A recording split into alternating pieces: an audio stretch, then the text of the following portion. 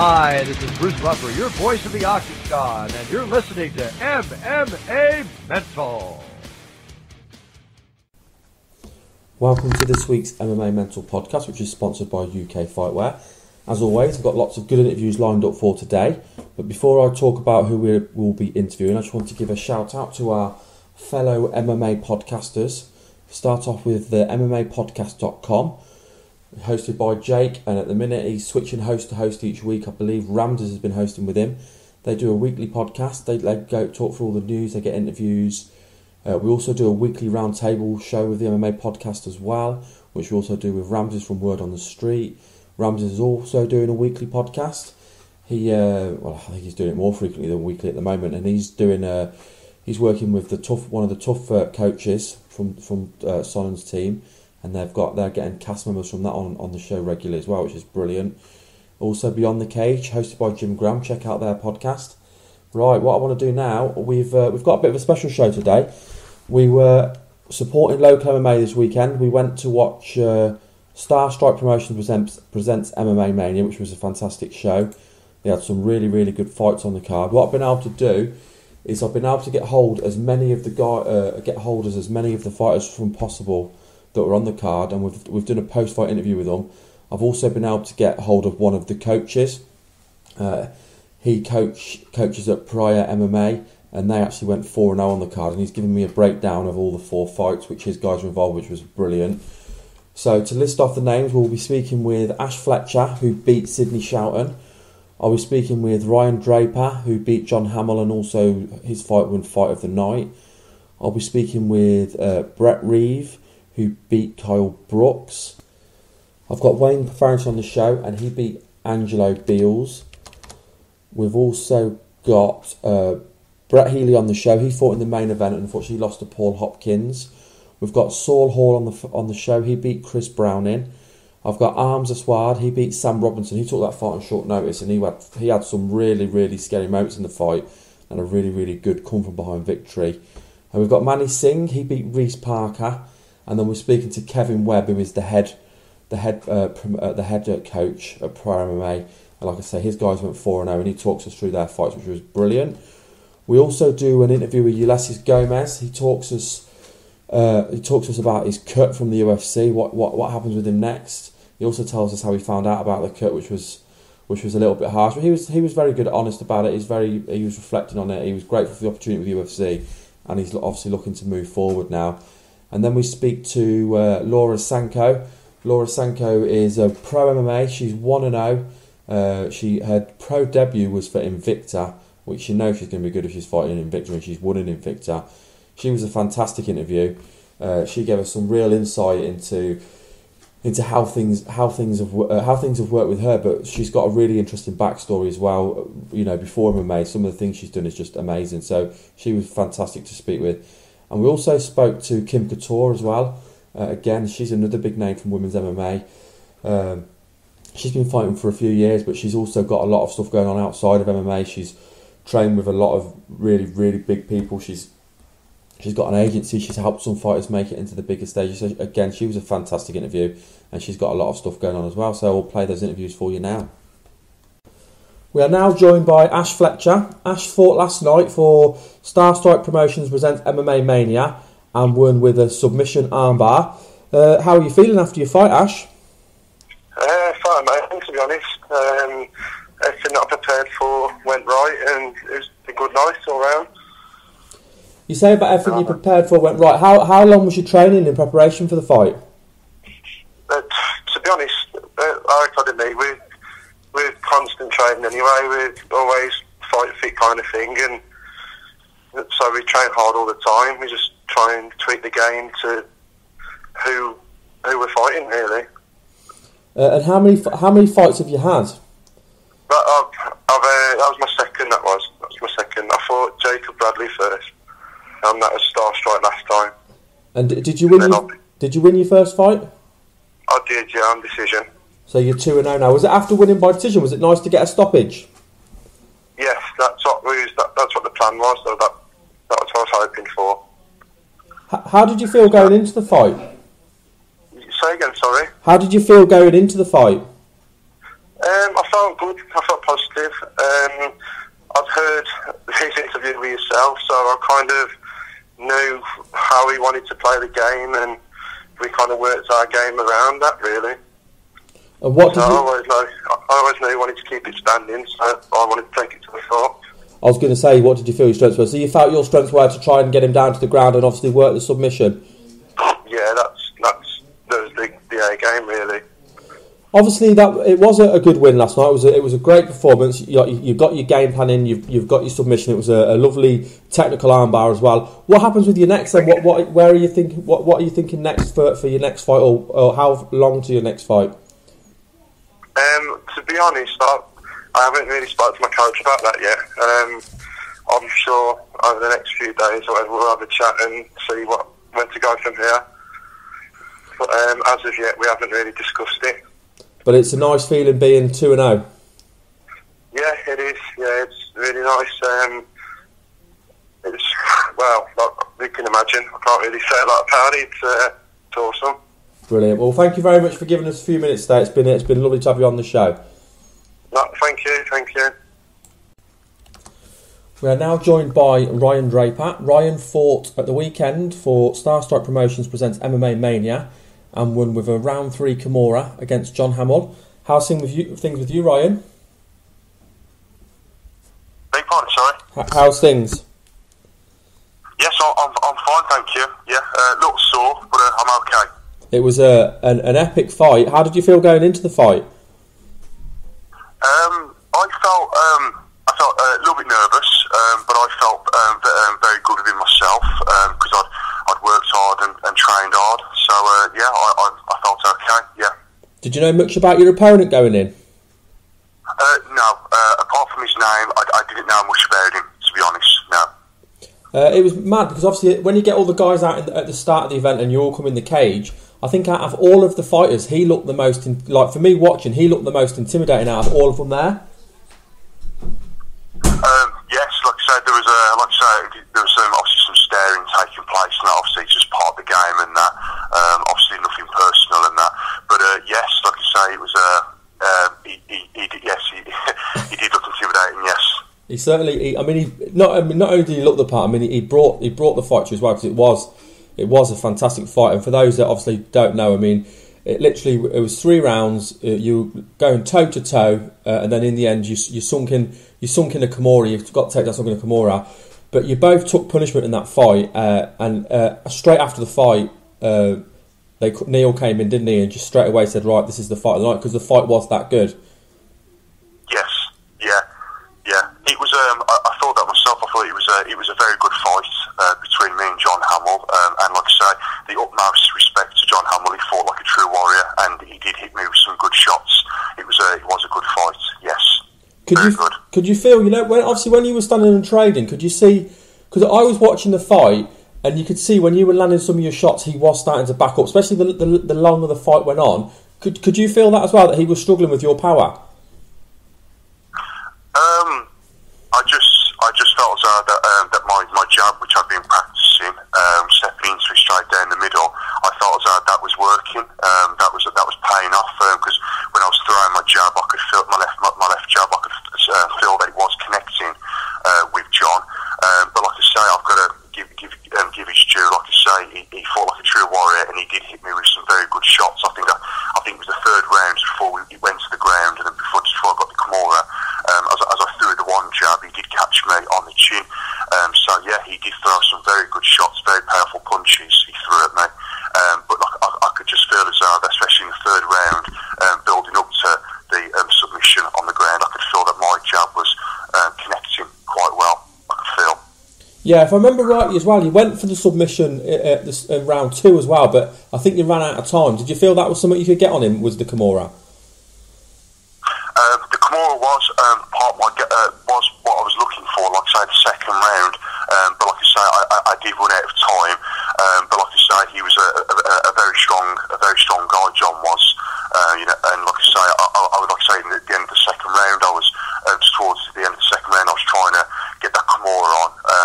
Like I say, really get that with his left, with his overarm, but I couldn't quite get it on. Like I say, he held up very well. I couldn't actually fully get that on in Yeah, and I think as well, the longer the fight went on, he started to get tired as well. Obviously, because it was such a high tempo fight. Could you feel him getting tired? And were you feeling tired yourself? I felt quite fit. I felt quite healthy. If I did, like I say, start to feel a little bit tired myself, obviously because it does take a lot out of you physically and mentally. But I was just obviously remain focused and just kept thinking to myself, like I say, especially in that third round, just keep my guard up and keep that jab going and just keep stepping in with it and try and wear him down as best as I can. Now, obviously, that was, like I say, such a back and forth fight, and it was fought at such a high tempo. Obviously, I know you're back in training now. Is there any injuries for you to heal up? I wouldn't. Wouldn't say injuries as such. Like I say, I've got a little bit of soreness on my left knee, inside knee, where he caught me with the inside leg kick. And but like I say, because he was good with his hands. Like I say, and like I say, he was he obviously a big and fit guy. Like I say, he caught me with some very good shots on the left hand side of my jaw. So I wouldn't say injuries and that, but like I say, I am feeling the effects of his punches. Yeah, on my jaw and obviously that inside leg kick that he did catch me with. Yeah. How are your hands feeling? Because obviously you threw a lot of punches as well. My hands, they feel okay. My hands do. If anything, like my thumb is a bit sore on the right hand side, I think. Like I say, but now, like I say, my hands are taped up very well. The gloves are very comfy and that. So yeah, my hands are okay, apart from my thumb. But no, I'm okay. How many fights have you had now, Ryan? That was my debut. That was my first one on Saturday against John Hamill. Wow, so you must have been buzzing going into that fight and buzzing after that fight with the way it went and with getting that fight of the night bonus on your debut. Yeah, I was. Like I say, I thought it was a very great fight. I thought John Hamill, like I say, he's a very good fighter himself. Although I don't know much about his background and that, he put up a very good fight and he fought very well. Like I say, he hit me with some good shots and that. But yeah, I was so chuffed to not just win, but to get fight of the night. It was such a great feeling. Like I say, because build up to the fight, I was very confident in my own ability.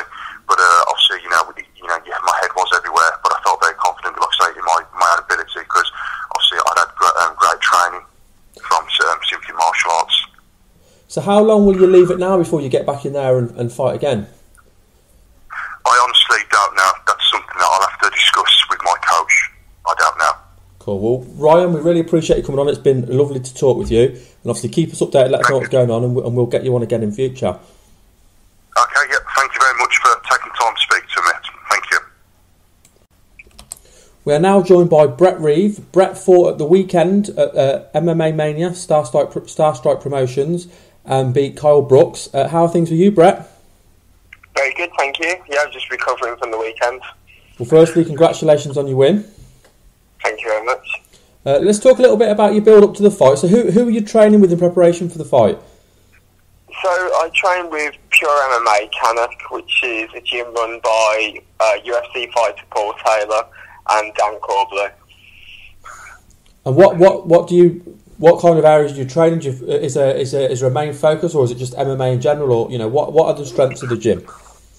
Well, I mean, at the gym we cover everything from freestyle wrestling, Thai, boxing, no-gi grappling, and obviously just the classes for MMA.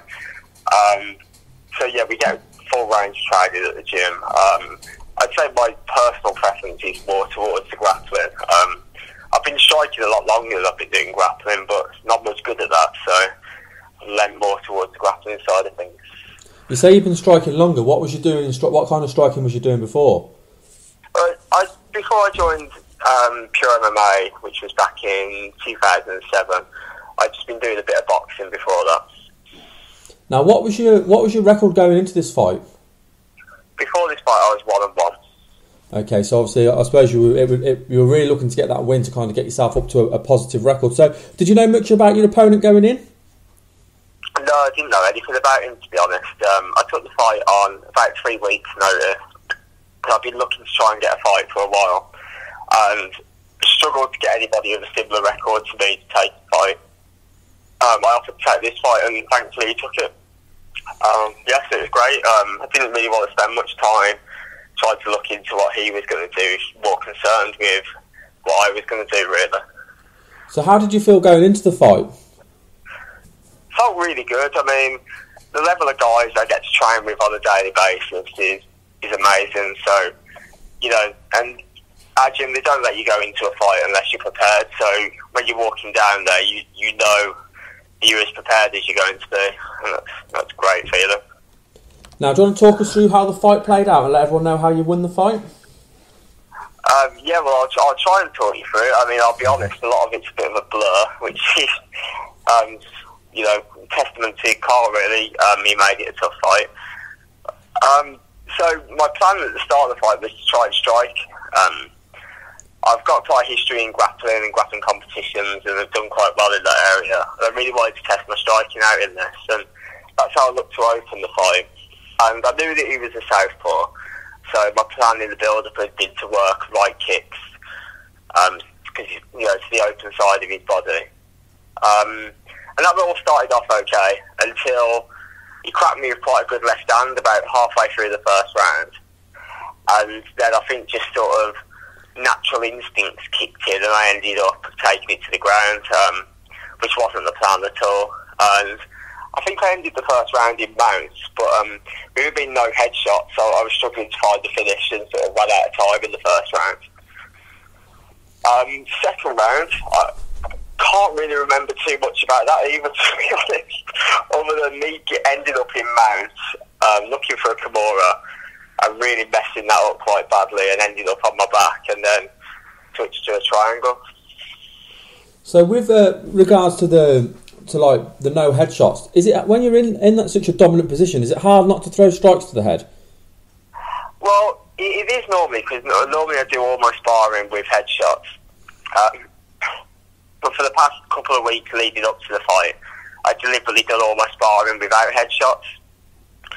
But it just felt strange getting to like that mounted position, and you know, and Kyle like clamped down on me a bit, and it left it quite difficult to find a finish, which, you know, it's frustrating in a way, but you know, everybody knew the rules of the fight going into it, so you can't then complain about them once you're in there, really. No. And I think you've just got to make sure your natural, like you're saying, you got cracked and your natural instinct took over. You obviously can't let your natural instinct take over on the ground when there's obviously rules and regulations there, and one of the rules is you cannot punch to the head. You've got to make sure you stick within the rules and regulations. So did you enjoy the experience of fighting? Is this the first time fighting in Coventry? Yes, it's first time in Coventry, first time with Star Strike, and I'll be honest, I absolutely loved it. I thought it was a fantastic show. The arena was great. Neil and Dom ran the show really professionally. You know, it was a great show to be a part of. Yeah, I really enjoyed the whole experience. Yeah, we were there as well, obviously, for the fights. And it was a great show. Their first show was very good as well, but this was definitely a step up from their first show. So what happens with you next then, Brett? Are you obviously? I know you're obviously going to be back in training. Have you got much healing to do? What was that, sorry? Have you got much healing to do? Was there any injuries from the fight? Yeah, I mean, I injured myself in the lead up to the fight, unfortunately, but I didn't want to pull out, so I'd taken it on late notice. I didn't then want to not go through the fight, so I've strained my bicep and pulled some tendons that go into my elbow, which isn't great. So we've got to let that heal up, really.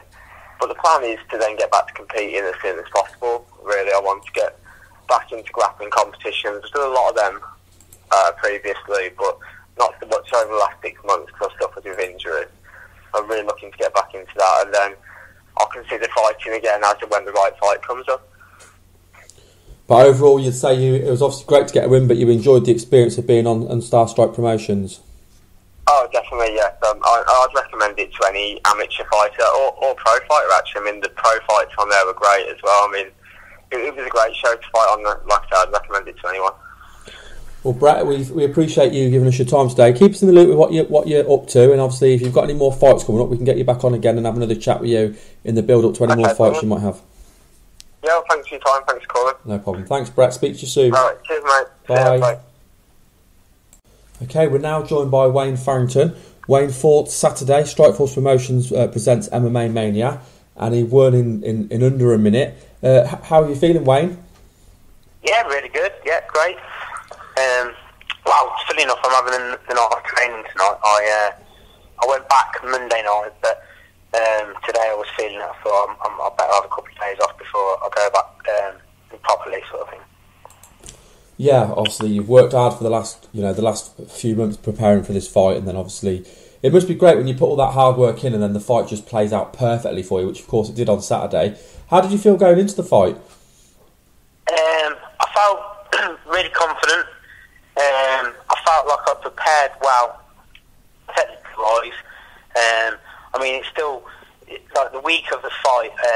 I cut quite a bit of weight, and that made me a bit nervous, wondering if I'm going to recover properly from my weight cut. And then obviously the day of the fight, there's nerves that you can't help, but your mind playing tricks on you, wondering how it's going to play out. But to be honest, it happened how I thought it would. I'd seen some videos and I thought it would play out like that. To be honest. You talked there about the weight cut. How much weight did you have to cut on fight week? Okay, so the Friday before weigh-in, I was 73 kilos.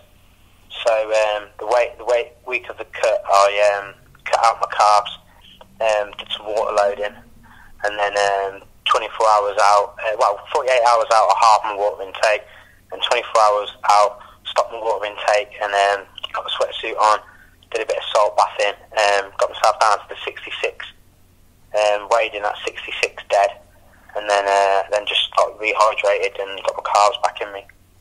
How hard was it doing the weight cut? Well, if I tell you that I haven't been 66 kilos since I was probably about 12.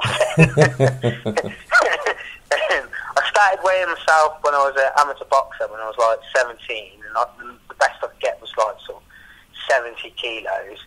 I went through a bit of a porky phase with like 15, 16, so I think the last time I was 66 kilos I was about 12 years old, so it was quite tough. So you mentioned there about amateur boxing. Just out of curiosity, because I didn't know this before, how much boxing did you do, like training and fighting? Yeah, to be honest, I did lots of training and not that much fighting. I wasn't serious enough when I was a youngster. So I've trained boxing on and off for 12 years, but I had 10 amateur fights, and then I had recently I've had 4 unlicensed fights. To be fair, the unlicensed has suited me a bit better because it's a bit grittier, and it's a bit more like you can mix it up, and with me being quite short, it just suits me better, really, a better style. Remember we were talking about this actually, because you're undefeated on the bare knuckle one, aren't you? The unlicensed. Sorry, you're undefeated, wasn't you? Yeah, well, yeah, you wear the gloves, but it's unlicensed. Yeah. Yeah. I mean, it's not that impressive because the calibre of opponents isn't always great, but yeah, I suppose it's better than getting beat. So are you glad you've made the switch to MMA then? Definitely, yeah. That's what, because like I said, I did the amateur boxing when I was younger. I got into Brazilian Jiu-Jitsu because of watching the UFC. I wanted to develop a ground game, but I actually found like a real passion for Brazilian Jiu-Jitsu. I feel like I'm naturally better at that, and it's so interesting to learn all the different techniques, the way that you actually do use leverage technique to overcome sort of bigger and stronger opponents. It's really interesting. It is. You're obviously, if that's what you're enjoying, you're obviously in with the right place as well, because of course Kevin Webb is certainly building up a massive reputation for himself, as is Pariah Gym. So you're obviously in with the right camp there for Jiu-Jitsu, aren't you? Yeah, definitely. Yeah, Kev's is one of Braulio's original black belts, but he's just like the guy who's an encyclopedia of knowledge when it comes to Brazilian Jiu-Jitsu. He's so analytical, and he knows all the different variations of all the different moves, and the way he teaches you his techniques. He he teaches you how to chain them together. So a technique can't work. You need to set all your techniques up, or what you'll do a technique, and you know what either or outcome's going to be, and then when they do that outcome, you already sort of prepared for that. So yeah, it's pretty it's pretty good. Right, talking a little bit about the fight then. You were facing Angelo Bills, and you'd come down from Milton Keynes to face you. Do you want to talk us through how the fight played out? Yes, yeah, that's fine. Yeah. So, how I remember it? Yeah. You tell me how you remember it. You were in there. You had the best view. Yeah. I'll probably think I was better than I was. We started off. My intention was to try and stand and trade with him. I didn't think he was going to want to do that, but I wanted to try and keep the fight standing. Like I said, I heard that he just received his brown belt prior to stepping in the cage with him, so I thought, he's going to be no slouch on the ground. It's a Gracie Barra brown belt. So we started striking.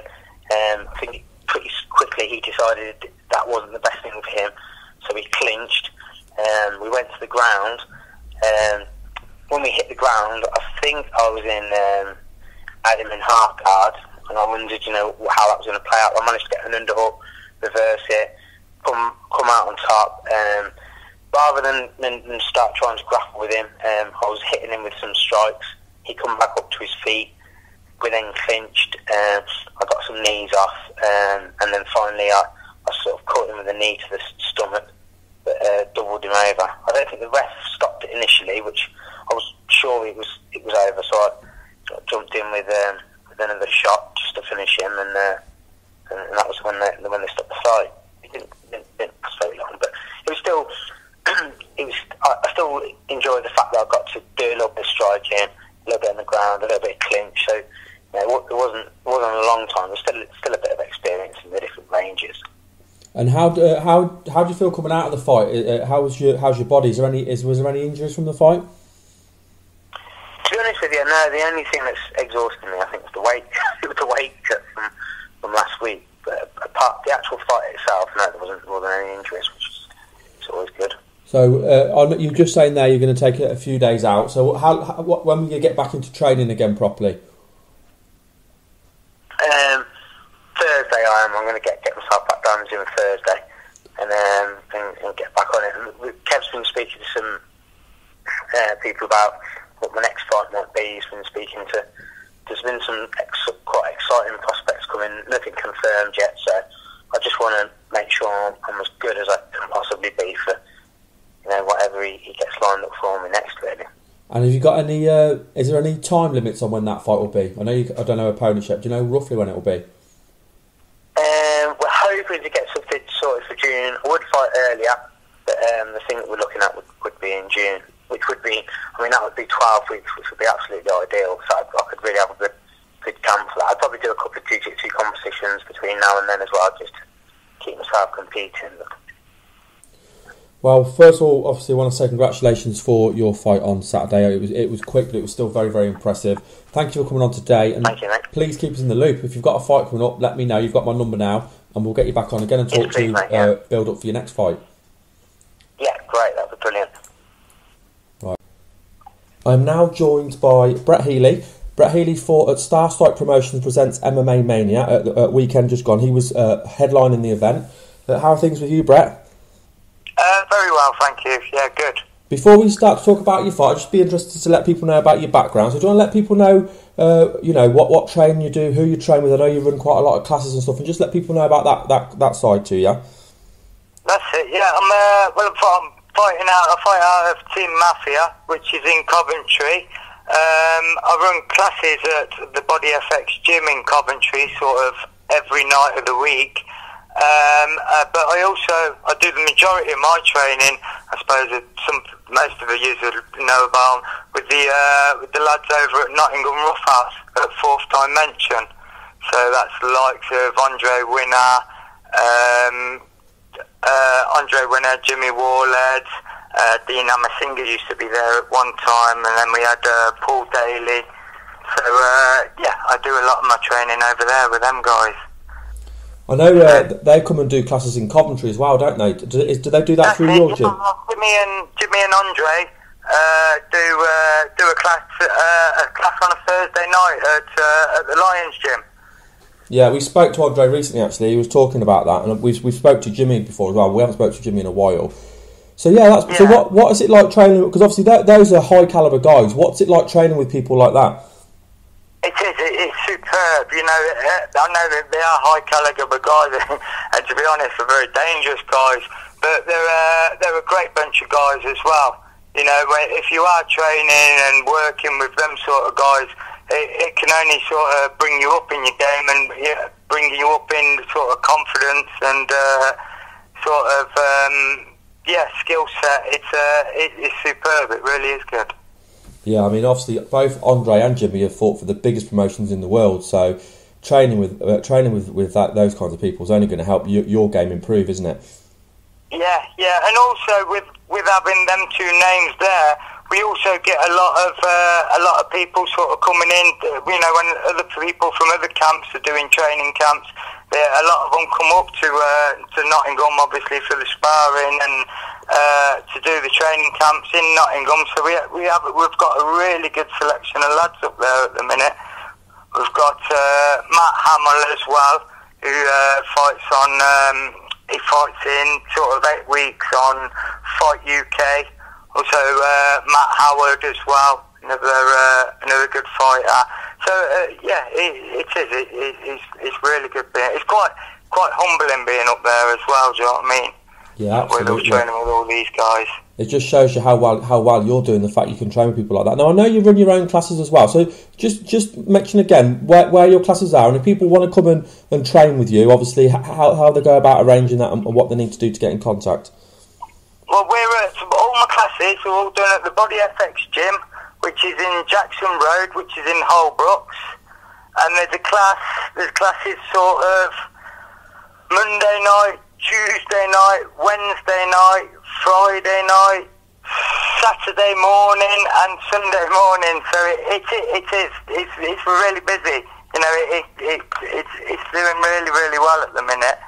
So if people did want to get in touch, they can either pop in or ring up the gym at the Body FX, or they can obviously get me on my number, which I'm sure I can. Do you want me to run my number? You can give your number out, if you don't mind people having it. Which I don't mind it at all, no. Which my number's 07828 087 789, and if anyone wants to ring me and get in touch, then they can do, and we'll sort out the lessons from there. Fantastic. Now, obviously, you are headlining the event at the weekend, and I understand you fought on the previous card as well. Is that right? Yes, that was it. Yeah, the first one, the first MMA Mania 1, which I think was back in the summer, which I fought on. Yeah. And you just remind people how that fight went down, your first fight on your debut for MMA Mania. Well, that fight, it went really well. It was a first round stoppage, and I think it was in 38 seconds. It was, I caught the lad with a sort of switch knee as he come in, which sort of ended the fight pretty quickly, which you know, fights don't always go that way, or very rarely go that way. So I was quite pleased to take that one as it was, sort of thing. Now, the fight this weekend was obviously for the interim title. How did you feel going into the fight? To be honest, when I first took the fight, because the fight was at lightweight, so which is not my normal weight. I usually fight at bantamweight, so it was a fight that was offered to me at lightweight, which I was a little bit dubious of taking, but then obviously it was an opportunity not to be missed. It was for the title, and it was a home show as well. So I took the fight, and then the lad that I was supposedly fighting, the actual title holder, he ended up having an injury, so he had to pull out. So then I was given another fighter, and then unfortunately, as is with MMA, he had an injury, and he had to pull out 2 days before the show. So then on the last minute I was given another fighter which actually took the fight, which didn't quite go as planned. Well, didn't go nowhere near as planned. It was a very tough fight, and obviously I lost TKO in the second round, which was, you know, it was a mistake on my part, let's say. Well, let's say that it's something that I've had to look at and obviously go back and re-look at, and can see that it was a mistake on my part, and hopefully I've learned from it anyway. It was a bit of a learning curve. At the end of the day, I think being an MMA, losses is unfortunately part of the game. It's what you take from the losses that you've got to grow on. How hard is it to get yourself ready for a fight when your opponent keeps changing? That's got to be so unsettling.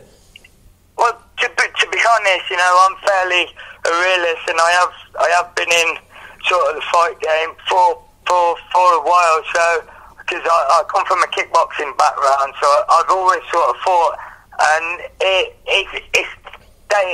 it's inevitable, it is something that happens on a regular occurrence, because I suppose the way we all train and the actual sport that we're in, injuries are part and parcel with it.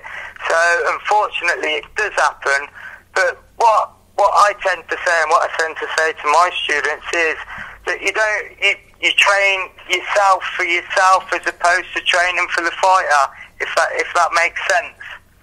Yeah, so, absolutely, yeah. I'm sort of training my game to get better, not training just solely for the purpose of fighting one person. I'm training sort of to better my game, whether I'll be fighting so-and-so or whatever, if that makes sense. Yeah, it just makes sense. Now, what would you say are your strengths then, with regards to your fight style? For people who might not have seen you fight, what is your strengths? I would definitely prefer striking. So that is, you obviously, the ground game. Coming from a kickboxing background, yeah. It's what I've done solely, sort of, the majority of my martial arts career has been striking, so I do prefer to sort of stand and bang wherever possible. What's made you transition then out of interest from kickboxing to MMA? Because it is such a big change. It is.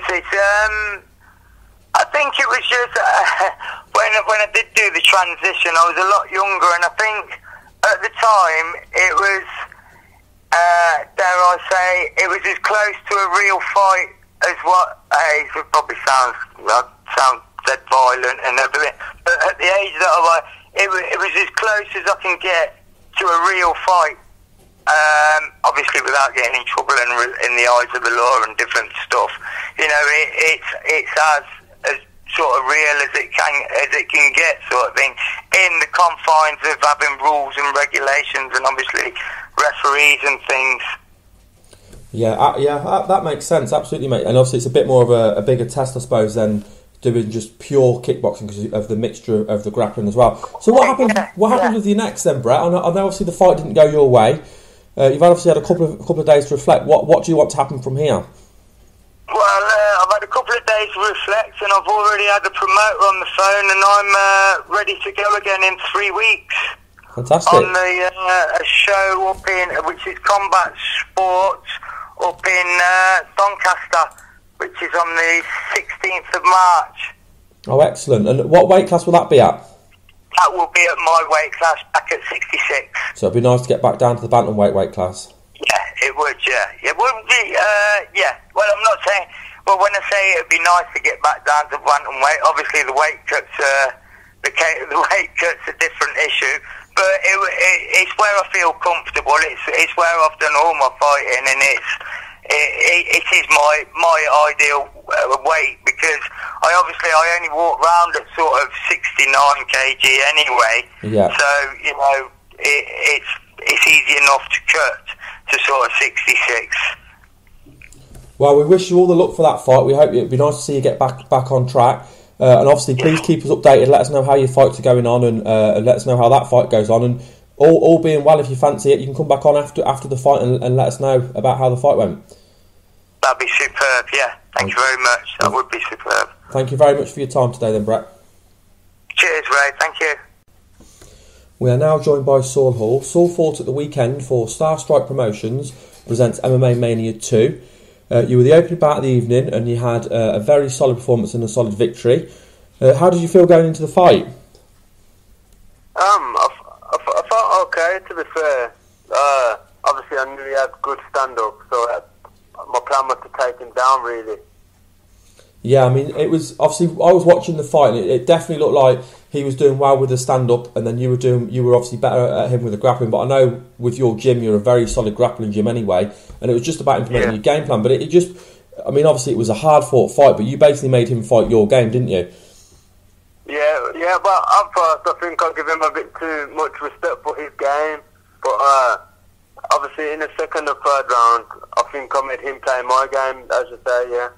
Definitely, and you could see that your grappling was on a different level to him. So how would you reflect on your performance? Did you feel happy with your performance? Yeah, I feel fairly happy, yeah, to be fair. I went in there and done what I wanted to do. I got the win, and my plan was to take him down. I kept taking him down, so yeah.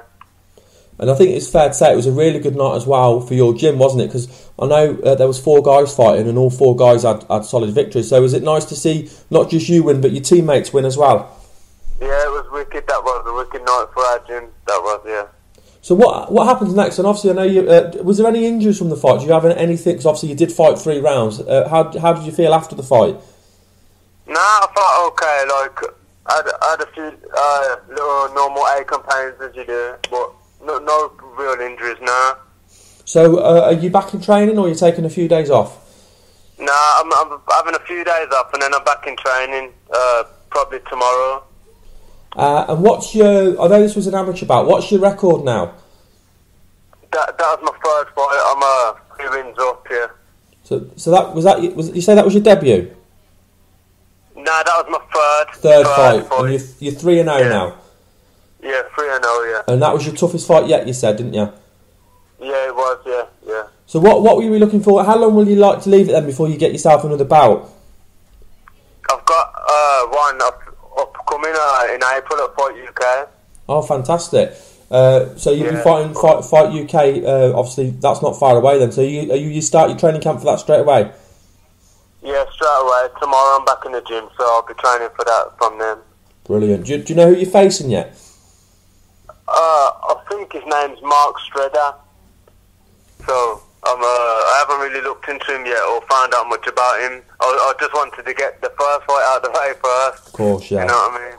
Well, congratulations on your win, and obviously thank you for coming on and having another chat with us. And if it's all right, we'll get you back on again, either just before or just after your next fight, and you can let us know how that goes as well.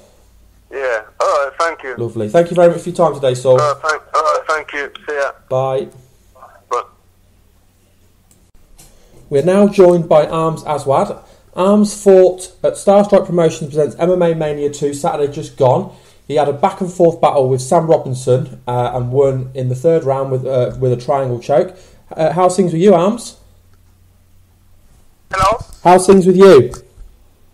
Pardon? How are you feeling?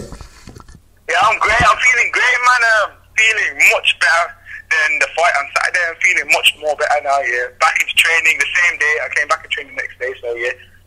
How did you feel going into the fight? I know how I felt winning the fight. It was like, you know what, all praise be to God first of all, yeah.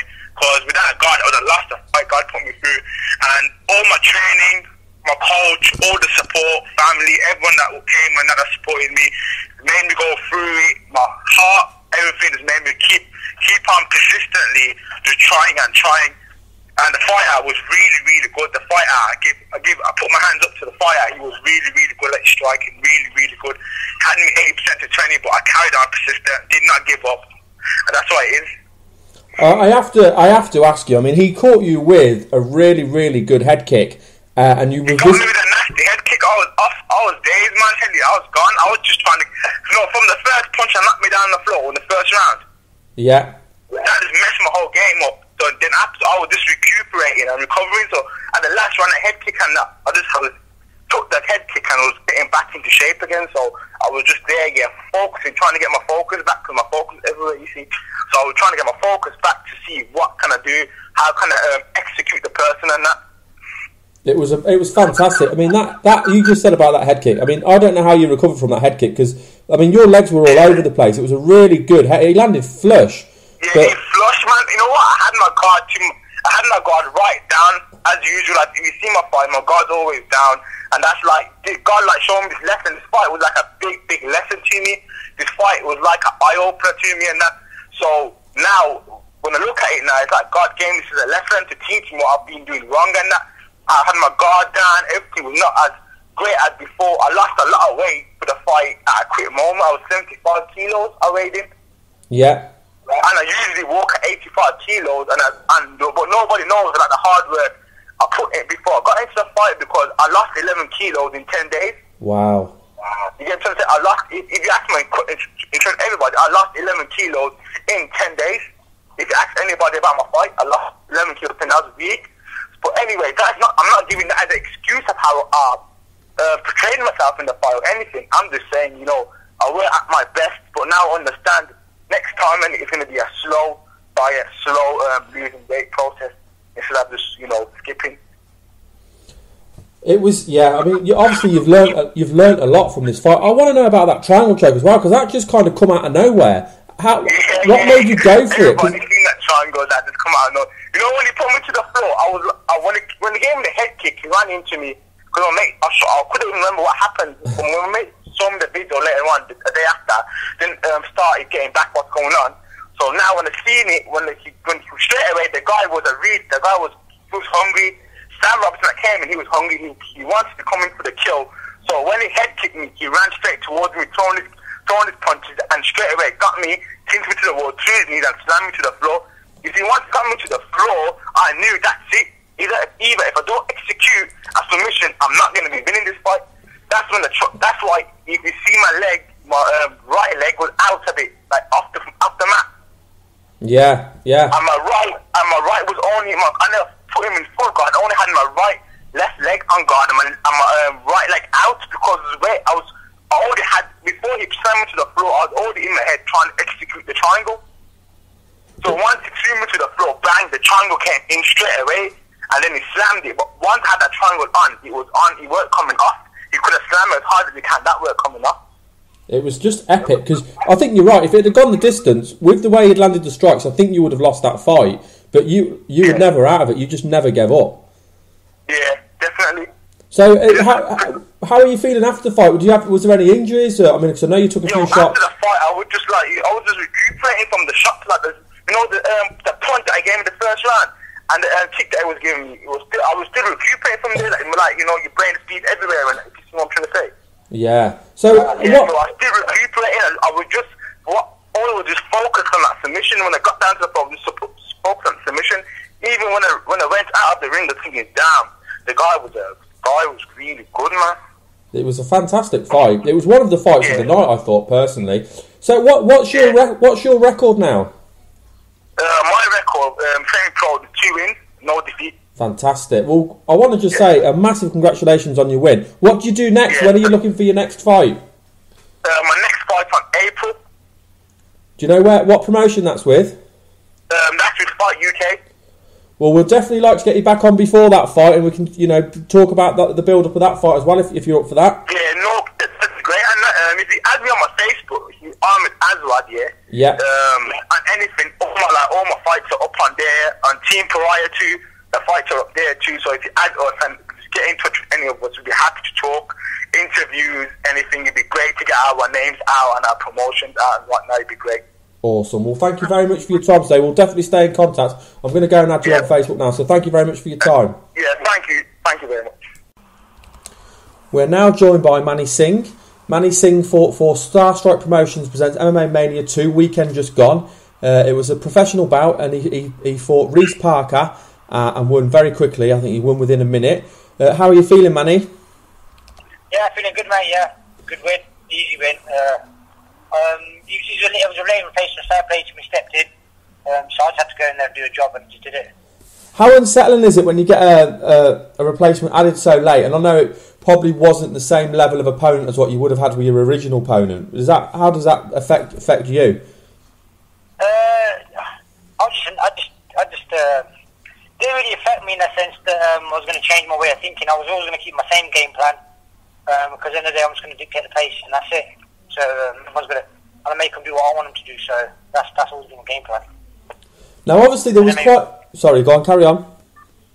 Yeah, so it don't really make a difference if they change the opponent that much to me, because I want to do what I want to do. So.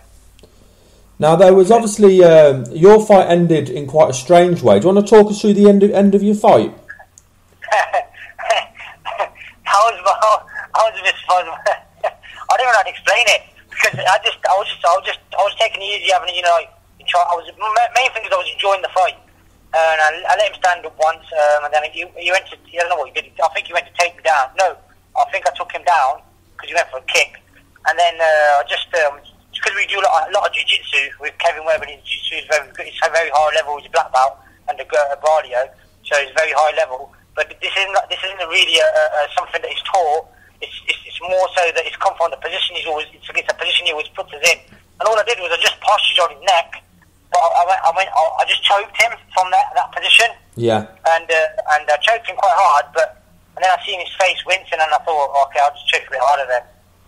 And then as I choked hard, I knew he was going to tap because I put all my pressure into it. I put my weight down on him as well. Yeah. And he tapped and that's it really. So did he tap to the choke, or did he tap because he thought you were going to throw punches? Well, I could have thrown way more punches. I just threw a couple of light ones, and I just letting him know I could throw some more. And I didn't unload. And then I was just holding him there, just not controlling him and just enjoying it. And then I just squeezed, and I thought he's gonna.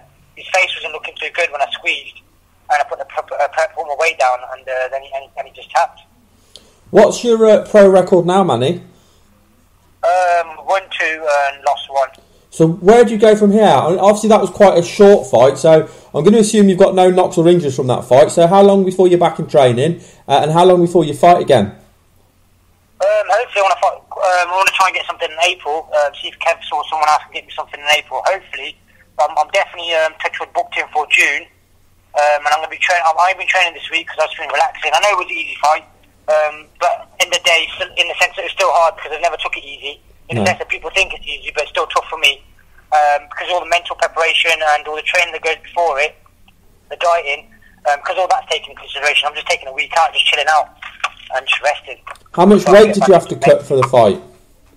I had to cut about 8 kg.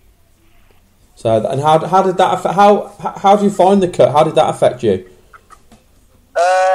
It was quite intense because I've never done a cut that big in my life ever.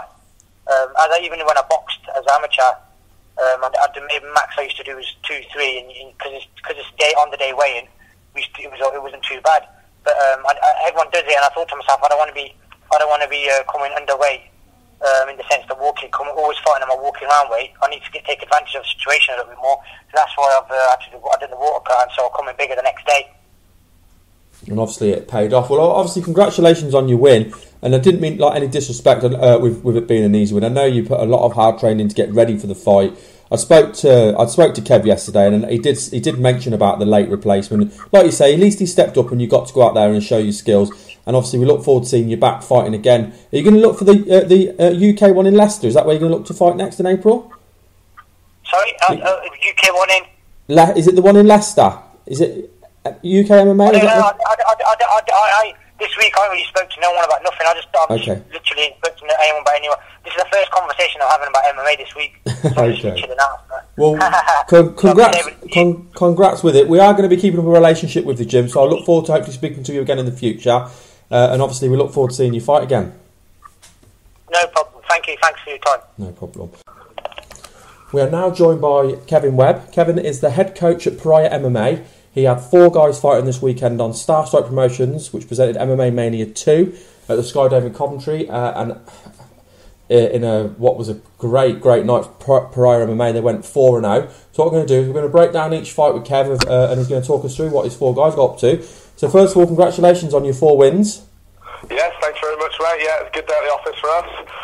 You had some really standout, solid performances from all 4 of you guys, I think it's fair to say. Yeah, I mean, they really. I mean, I think the thing that impressed me most was the amount of heart a lot of them showed. You know, we can train them with the technical aspects all day long, but the only thing that I really can't give them is that grit, that grittiness, that determination, the heart. So really impressed with that. We learned a lot about the guys that were up there. Especially, you said that about your amateur guys, and I think one of the things that kind of shone through was the grappling skills of your amateur guys as well, because they're up against good strikers, but they just couldn't hang with them on the ground. Yeah, I mean, in Arms' fight, I mean, the gym was Gracie Barra Derby, which is a grappling gym itself. I think the guy, I'll be honest, I think the guy was unlucky. I think, you know, in that fight in particular, I think he was lucky to catch what he did, but we're aware of that, Arms is aware of that, so we've got something to work with there. But yeah, I mean, that's always our strongest range, that's always where we look to take the fight, but we work really hard on our stand-up game as well, and most importantly the wrestling, which is like the gatekeeper range. We spend a lot of time working that, so it's always difficult to say. You can never dictate with where a fight's going to go, but we always look to kind of shine on the ground, really. Yeah, absolutely. You're right. A fight can go anywhere, but we've seen, as MMA has grown and grown and grown, we've seen the ground game is such an important aspect, especially like you say about the wrestling, because the better wrestling decides whether the fight stays on the feet or goes to the ground. Let's start from the top of the card, and we'll work through your four guys. So obviously, your first guy that fought, the opening bout of the night was Saul Hall, and he fought against Chris Downing, and he won a decision. Talk us through how you thought that fight went, and what impressed you with Saul's performance. Well, I mean, the guy trains with Ronnie Mann. Ronnie, as we know, is you know, I'd give him the title as probably our best UK MMA fighter. He's right up there anyway with the top 3 or 4. Phenomenal gym. We've got a couple of guys at our gym that train Thai, so we knew this kid was really solid because a few of them had trained with him and they were telling us how good he was. And I think he came out and he threw one of the hardest kick Saul's ever had straight at him first shot, and I think it really kind of, it took him back a little bit, and I think he was a little bit intimidated and he lost his confidence. And then we've had a big problem with his nose, like I was telling you earlier on.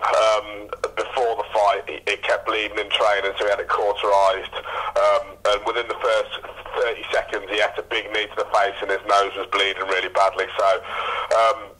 But then he came out. I mean, they've got a great cut man now, I think, that works for the UFC that Neil brought in on the show. He managed to stop it bleeding, and I don't know what happened. I mean, I told him what I thought he should do in the next round, and he just came out in the second round and started to get his confidence and got his groove a little bit. I mean, the one thing about Saul is he is a really, really tough, gritty kid. We knew he'd be tough, and again, he used his ground game. And once he started to believe that his ground game was stronger, I think that's when he really started to dictate the pace of the fight. And in my eyes, he clearly won 2 of those rounds. He did lose the first round, but no, he did me really proud. I mean, to come back, especially as an amateur, to come back after your first round and impose the way that he did in the second 2 was just really impressive for me. I think he's got a big future. Saul's undefeated as well. Was that his third fight? Is that correct? That's his third fight. Yeah, third fight as an amateur. And he told me that was his toughest fight to date. He said that out of the 3, that was his definitely a step up, and that was his hardest fight so far. Yeah, I mean, they fought a lot of local shows. I mean, we've got a lot of fighters that now we're just starting to get into the bigger promotion since I've come on board. I mean, he's back in action again on Fight UK, which is another tough promotion against another really tough opponent in April as well. So, you know, I think the one thing about our gym that I really pride myself on is we really do challenge ourselves. I think we were clearly the underdog in both of our amateur fights. Maybe not so much the pro fights, but, you know, I think there's a lot of gyms out there that are really cautious about taking fights because they don't want to lose, and I don't think your fighters develop if you do that. You know, you've got to pick the right fights so they've got a chance of winning, and that's when you get great fights that people talk about, you know. It was certainly a good way to open the night as well, because it was such a competitive fight, and like you say, it went back and forth with Chris starting off well in the first round, landing some good strikes, but obviously as the fight went on, Saul's grappling really came through, but it was certainly a good fight to start off the night. Yeah, without a doubt, and that's what, you know, I was surprised that Neil put it on his first fight, to be honest with you, because I would say there were some fairly weak fighters on there. Obviously, I'm not going to say which teams they were from, but there was a range of standard, you know, which you want on a show. You're always going to get that, and I think you should have that on there. But I think it was in hindsight, it was probably a good move to put it on there, kind of kick the show off really well, I thought. Yeah, it did kick the show off well. Now, the next fight for you guys was the third fight, which was Arms Aswad versus Sam Robinson. And this is the fight we talked about earlier on. Now, I spoke to Arms earlier on today, and now this was an absolute crazy fight. And for me, this was a real contender for a fight of the night. What was your views on how this fight played out? It's a really tough one to say. I mean, for me, I mean, it's one of these things that I'm going to be talking about when I'm 65, 70, I think, when I'm telling the story, because, I mean, he absolutely got it handed to him. I mean, there's no question about it, and we've got to be really open. It was great for us because it's kind of exposed a few things that we need to work on him with, that we've tried to tell him, and I think now it's really kind of woke him up, so it's been a great learning experience for him. But I mean, he he was knocked out in the first round. Let's make no bones about that. I mean, the fight should have been stopped.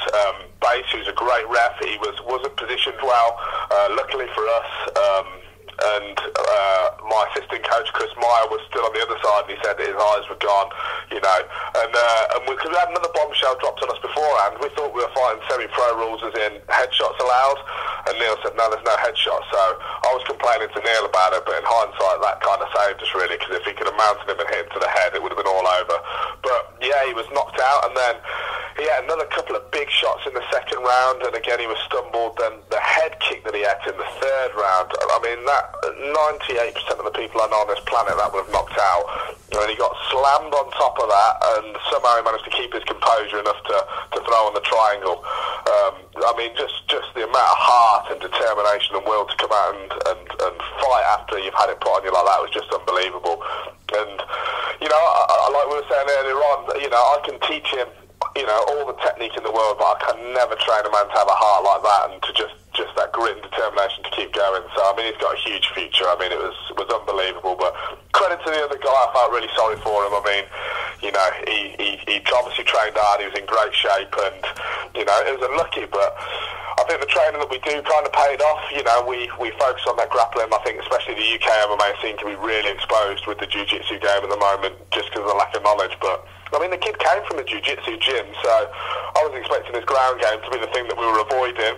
When we talked about the game plan at the start of the fight, we were saying to keep it on the feet, to keep it standing.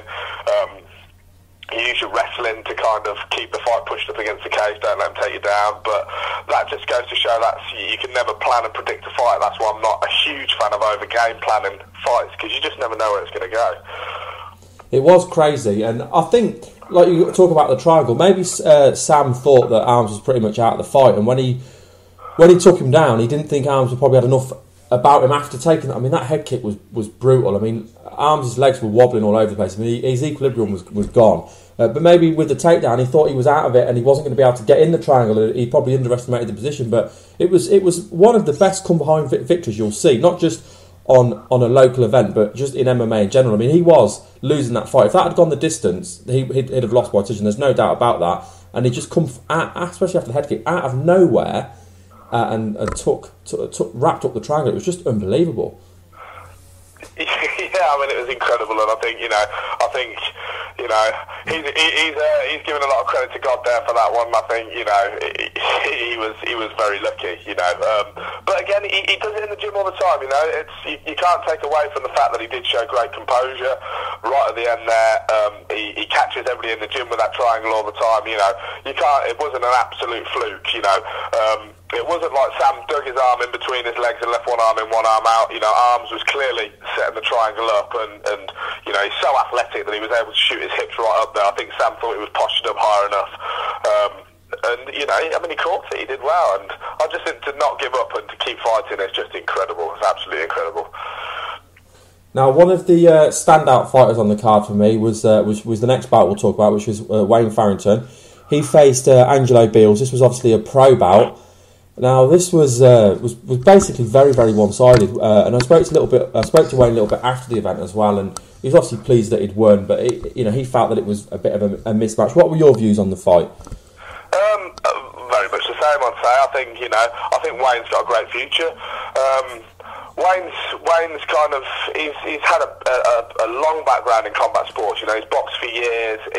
He's been around a lot of different gyms, and I think he finally feels settled with where he is. I remember training with Wayne 7-8 years ago, and then he kind of disappeared off the scene a bit. So I mean, he's a blue belt.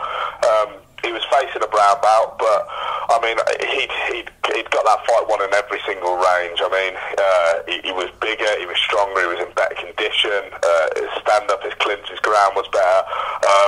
But on paper, you can't say it was a mismatch on Neil's part, really, because the kid's a brown belt. Wayne's a blue belt.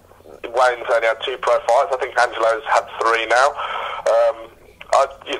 Wayne's got a good future. Hopefully going to get him confirmed fairly soon on another big promotion. So again, he's going to have to really step up his game now, because I genuinely foresee him and Manny both being in the rankings in the top 20 within the next year and a half. So if he knuckles down and works, I think we can definitely make that happen for him. Yeah, it was like you say, it wasn't one-sided on paper, but he made very much light work of his opponent. He could, watching that fight, he looked a class above Angelo, and that's not to discredit Angelo. He just Wayne did look that good. Now we move on to Manny again. His was a pro bout. He was fighting Reeve Parker. Now this was quite a strange fight. I still can't work out how or why this fight finished the way it did. So maybe you can talk me through the end, how the fight played out and how it finished. I think it was a verbal submission in the end. It was disgraceful. I mean, Reeve, the problem was, credit to Reeve, he took it at short notice. We weren't really left with much of an option because the guy pulled out on Manny with a week to go. I remember when we spoke last, that had just been dropped on me literally 5 minutes before we spoke. That's right, yeah. So as a result, we had to take this fight. Neil asked me, and I said, well, we'll take it. But I was really upfront, and I said, you do know this kid hasn't got a chance against Manny. He's fought on our shows, the Sprawl and Brawl shows before.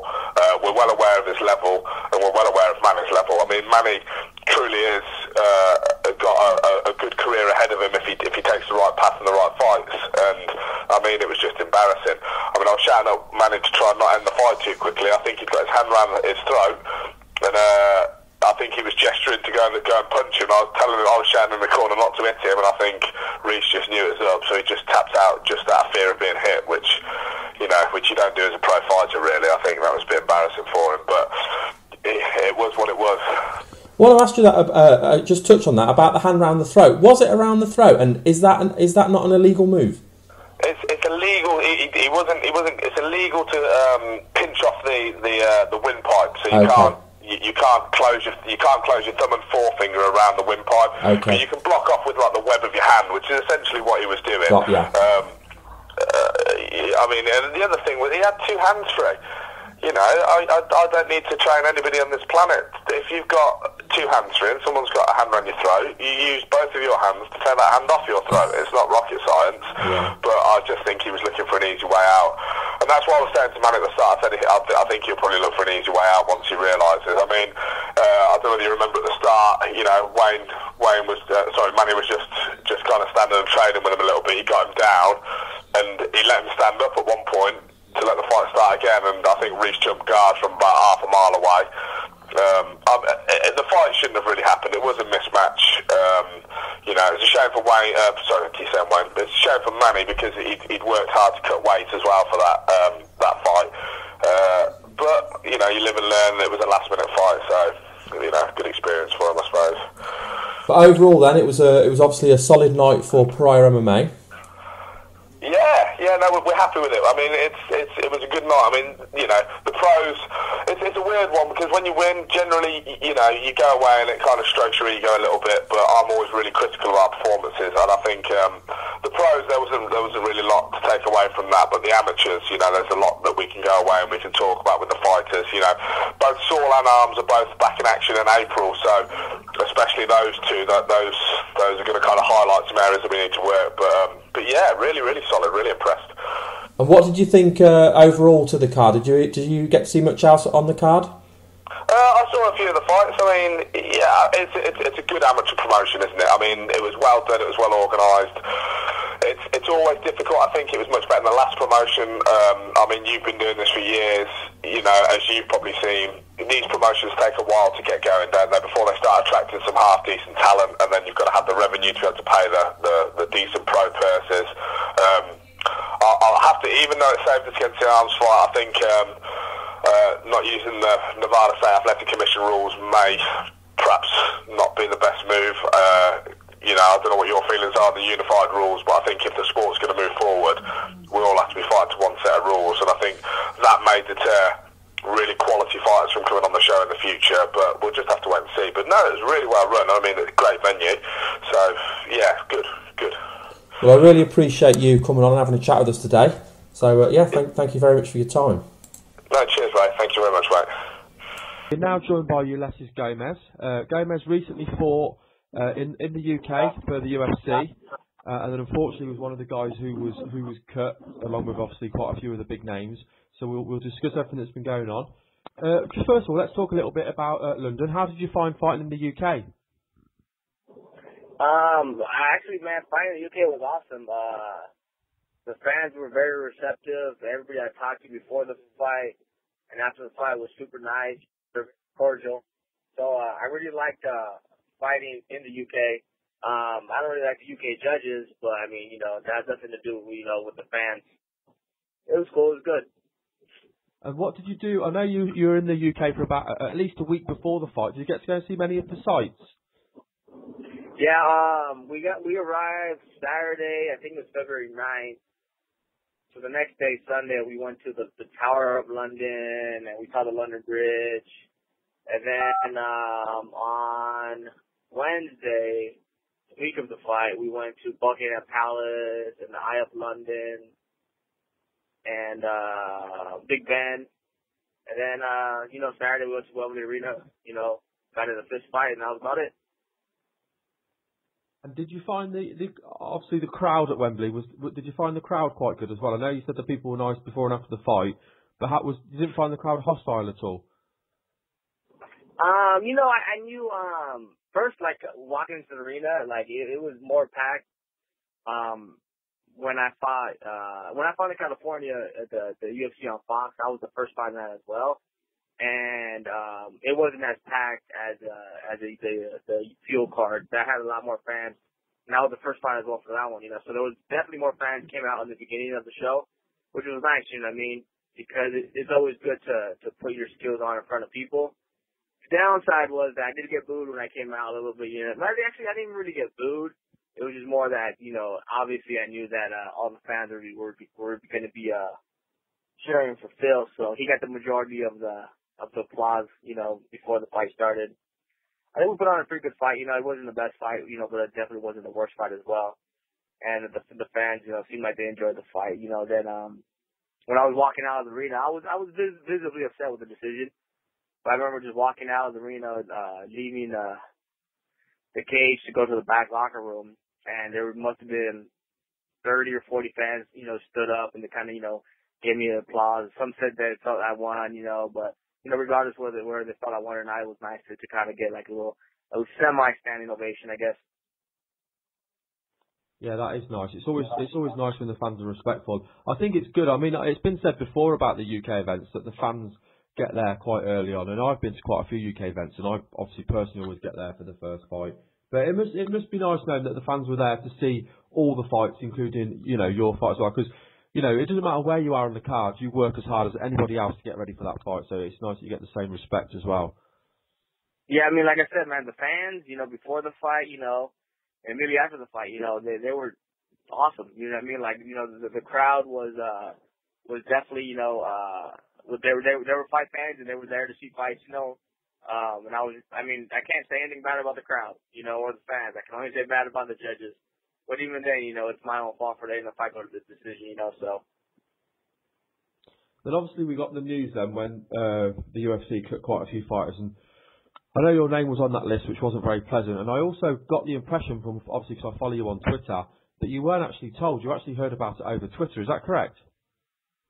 Yeah. I found out on Twitter. I guess Ariel Helwani. I knew the night before that some fighters got cut because Jay Haran, one of my good friends, and one of my training partners, he called me and told me they had cut him, and I was like, man, and he lost his first fight by decision, and he got knocked out in his last fight. Yeah, I remember telling him, man, that sucks, man. I was like, I'm just like you though, I was like, I lost my first fight by knockout and my last fight by decision, He was like, yeah, but I don't think they'll cut you, you know what I mean? He's like, there's not that many guys in your division anyways. He's like, and a lot of people thought that you won the fight, this and that. But I was like, if they cut me out, I wouldn't be surprised, you know what I mean? And I'm not going to cry about it because I know it's a business decision. That was Tuesday night, then the next day was Wednesday and I'm just, driving to the gym, then, I get to the gym and I'm checking my phone right before I start my workout, and Ariel Helwani posted an article that 16 fighters got cut. So me just being nosy, I just clicked on the article just because I wanted to see who got cut. And my name was the last one on the list. I was like, what? So I tweeted Ariel Helwani into this. I was like, are you serious? I got cut. And he replied to me a couple hours later through a direct message, But, yeah, I called my manager. He didn't hear yet, from the UFC. he got a hold of someone at UFC, and they confirmed it, and it sucks, getting cut, it sucks also finding out, that happened, you had to find out online, but same exact time, it's a business, and I'll be back. I'm not worried about it. That's the right attitude. I do think it was, obviously the UFC do what they've got to do, and unfortunately part of the game is hiring and firing. But I think if you're going to let somebody go, I think at least have the decency to let them know before it goes public. That's just that's just my opinion. So what happens with you next then? Have you got anything lined up for the future? Obviously, I know you're a big name. There's going to be promotions out there that want you on their card. Have you been talking to any promotions? Real quick about the UFC, how they released me, the way they released me. I mean, I'm not upset about it, because they gave me the opportunity to fight, in front of hundreds of thousands of people and make a bigger name for myself and make some extra money, So, if the way I got cut, whether I agreed with it or someone else agreed with it, that's not my main concern. My main concern is, what the UFC gave me, and they gave me the opportunity to make money, and promote myself, my fight, and, my technique. So I'm more happy about that than being upset about the way that I got cut, Yeah, I think it's a good attitude to have. I think that's refreshing to hear that, actually. Obviously it affects you, and if you can look at it like that, I think that's fantastic. So going back to the question, where do you go from here then? Have you got anything else lined up? I've gotten a couple of different offers from different shows, but my managers, they're kind of looking through what's the best possible show and time frame as far as when I could fight. I want to stay busy. I didn't get hurt from the fight. I had 3 stitches on my eye, and that's pretty much about it. So I want to stay busy. But ultimately, they're my managers, and I pay them a good amount of money for a reason. So they'll tell me who I fight and where to fight. So as soon as I know, I'll let you guys know, man. But right now, it's just pretty much all on their shoulders. Yeah, definitely. As soon as you know something, you've got something come up, let us know. You can come back on again, and we can talk about about your next fight and where you go from here. But I obviously really appreciate you coming on. I know it's been a little bit of a difficult couple of weeks, obviously with the close loss and then being released. So I appreciate your time. And yeah, just keep us in the loop. We're always interested to know what you're up to. I mean, I follow you on Twitter and Facebook anyway, but yeah, definitely let us know what's going on. Yeah, I mean, I think it's one of those things like I was happy with my performance against Phil. He's a tough guy. I felt comfortable on the feet, so I kind of wanted to keep on the feet. In hindsight, maybe I probably should have took him down and used my jiu-jitsu because I feel my jiu-jitsu was better than him. But at the same time, I mean, it's hindsight. What if I would have took him down? I would have got submitted. I'm trying to prove a point. Who knows? But regardless of the outcome of the fight, I mean, I was kind of happy with my performance. And now I gotta build on that.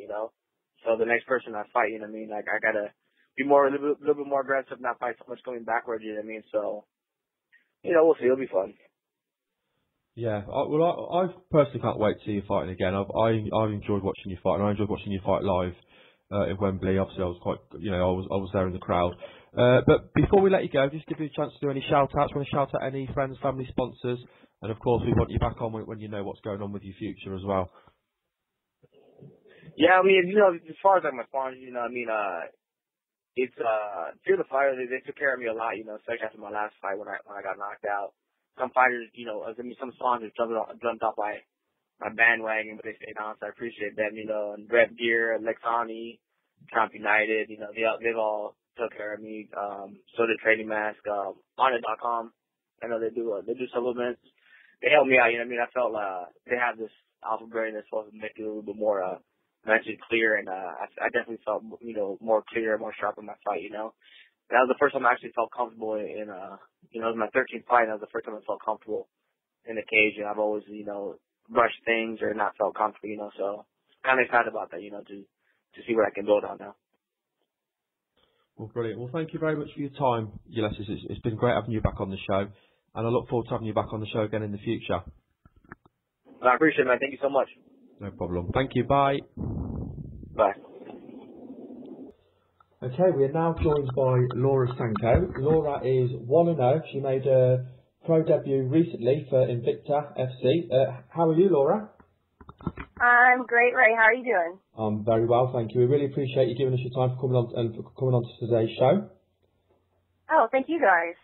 Right, I want to talk to you a little bit about your backstory. You've got an unusual route into MMA, I suppose you could say. You've been a successful businesswoman. I know you've done well academically. So let us know a little bit of your backstory, your upbringing, and what kind of things you did after leaving education.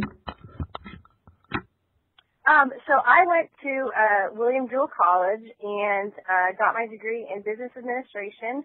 I originally actually went there to study music. I was a piano performance major at first, and then realized that my hands were way too small and I was way too socially active to be stuck in a rehearsal studio most of the day. So I loved music, but kind of realized I didn't want it to be my career, so I switched to business and then kind of went from there. So I know you've had some successful business ventures. So what kind of because I know you've been labelled as an entrepreneur. So what kind of things have you done business-wise?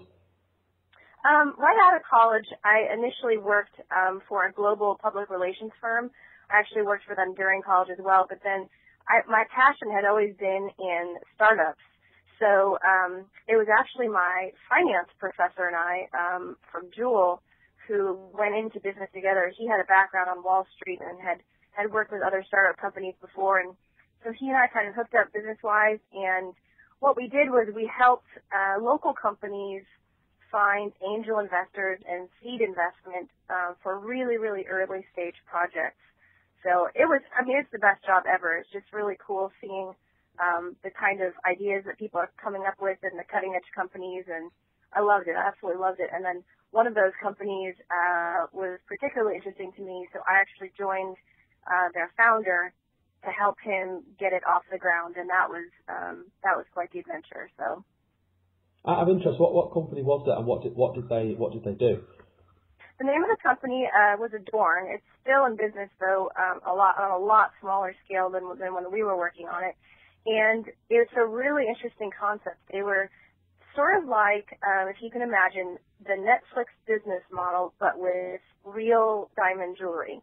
So we marketed ourselves in bigger cities where, I don't know, I guess fashion is maybe a little bit more important, and, looking good is a priority, especially for really special occasions like weddings. So we would market ourselves primarily in the wedding industry, and women could go online and pick out, maybe a $10,000 diamond necklace, and we would literally send them it in the mail with everything they needed to send it back, and they could keep it for 5 days, and then they would just put it back in the mail to us, just like you do with a DVD. That's amazing. Yeah, it was super fun. I lived in New York City while I was working on that, and it was just a trip. There's a real chance for people to get kind of taste the high life just for a few days, and maybe wear things that they couldn't normally afford to wear, and obviously feel good about themselves. Yeah, exactly. A lot of people don't realize unless you've been through the planning process before, but really nice costume jewelry for a wedding is pretty expensive. It's a few $100 if you get something that's really well made. And so for that, roughly that same amount, we gave people the chance to rent the real thing. So, it's sort of like going to the Oscars or going to a fancy party. It's just something fun to do. But I will tell you what, we picked a tough time to start a company like that because it was right in 2008. So, it was right when people's disposable income was taking a pretty big nosedive.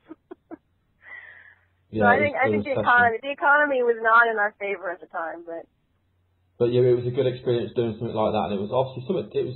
It's mad to do something so unique, because that's not something that anyone else has ever offered. So to be doing something like that is always going to be a winner, isn't it? Yeah, it was a totally unique concept. I couldn't quite hear your entire question. I apologize. I don't know if it's my connection, but say that one more time. I heard a little bit of what you said. Sorry, I was just saying that would it be that idea was so unique and nobody else was doing it. You're onto a winner just because nobody else has thought to do something like that, and obviously you're doing it. Yeah, it's an advantage and a disadvantage.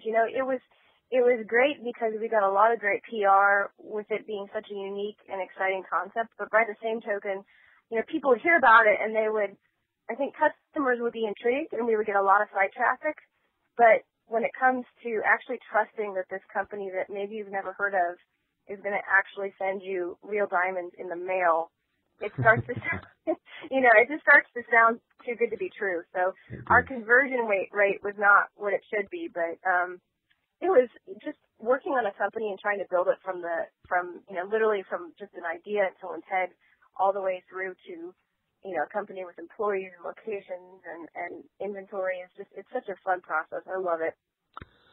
Well, my next question is going to be, because obviously that is a hell of a path to take, and then the path you're on now is completely different. So what's taken you from that to training in mixed martial arts? It's definitely a different path. Although I was training while I was working at that company in New York, and there were a couple of times when worlds collided, so to speak. And I remember one night I got this it wasn't a bad black eye, but it was a pretty noticeable black eye from practice. And the next day I had to meet with jewelers and clients and be all dressed up. So I just put on a ton of really, really dark eyeshadow on my other eye to try to make it look even out. And just try to use makeup to conceal it and stuff. So there were definitely times where I almost felt like I was living a double life. But at that point I wasn't, training to the level I am now. And really what did that for me was just when I left the company and moved back to Kansas City, I found the gym I'm at now, and I love it. The guys that are there are competing at the highest levels. We've got Tim Elliott, who's top-ranked 125er in the UFC. We've got James Krause, who's fought for Strikeforce and Bellator, and he's on the cusp of being brought up into the UFC. We're pretty sure, and Zach Cummings. And so we've got all these great fighters. And then when I moved back to Kansas City and was around that, was when I started to get a lot more serious about MMA. But I had been training prior to my working at the startup. Listening to you talking about going training, getting a black eye, and then going on doing the deal, it just makes me think of Fight Club. You're like the original. You could be an original cast member of Fight Club, living the double life. It honestly did feel that way sometimes. I really did. I mean, I would spend the morning just sweaty and gross and getting punched in the face, and then I'd run home to my apartment and get all cleaned up and go out to a fancy party for Fashion Week or something like that. It was kind of surreal, but I love having a really wide variety of experiences in life. I think that's what life is about. So it was cool. I bet the people that trained with you couldn't see the other side to you, and I bet you the people that you wined and dined with, I bet they couldn't imagine the other side to you either. It really was literally two different people, wasn't it? Yeah, it really was. The people that I trained with, they didn't really. Yeah, exactly. They didn't understand, what I was doing or why I was even training if I had such a good job. And then the people on the other side of things at the fancy parties and whatnot, usually I wouldn't even bring it up because even to this day, it's almost awkward when I go to business functions and things like that, and people are just making polite talk and they say, "Oh, well, what do you do?" And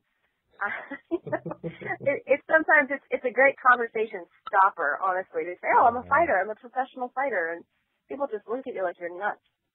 I bet half of them don't believe you. So how long did you train before you took on your first amateur fight? It was a little while. I had no intention of fighting when I first started training. And my training was sort of sporadic. So when people ask me when I first started training, it's kind of hard to say. I first tried it out in 2007-ish, but I really just sort of dabbled here and there. And then I would say I trained somewhat seriously for maybe a year before my first fight. And then what was your amateur record? I was 4-1 as an amateur. I like to think of it as, I was 5-1 as an amateur. I like to think of it as 5.5 though, because I actually had one match where we went to the whole fight camp and we weighed in and we went to the venue and my hands were wrapped and I was all warmed up. And then the promoter came back and he said, "Hey, your opponent just left and went home." Oh, gosh.